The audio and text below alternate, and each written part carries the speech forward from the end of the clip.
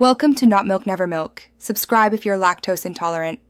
You start by ensuring your model files and art are ready, PSD or exported textures plus the Mach 3 or Model 3. Once done, open Cubism Editor and create a new project, then import those assets directly into the project.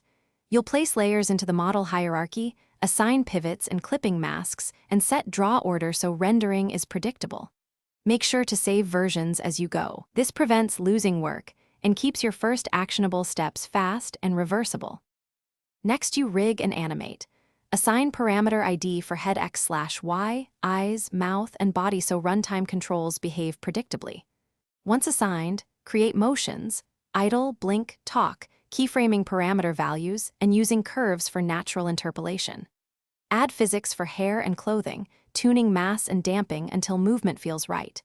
Make sure to normalize parameter ranges and apply smoothing where jitter appears. You'll preview repeatedly in the motion window, iterating until transitions and expressions read cleanly and responsively. Finally, export your finished model package, the Model 3. JSON plus textures, Motion 3 files, and physics.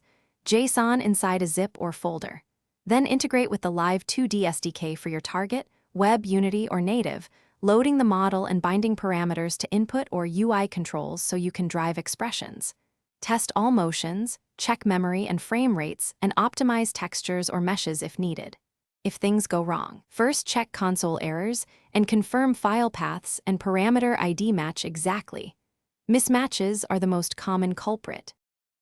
Thanks for watching. If this was helpful, leave a like and consider subscribing. See you next time.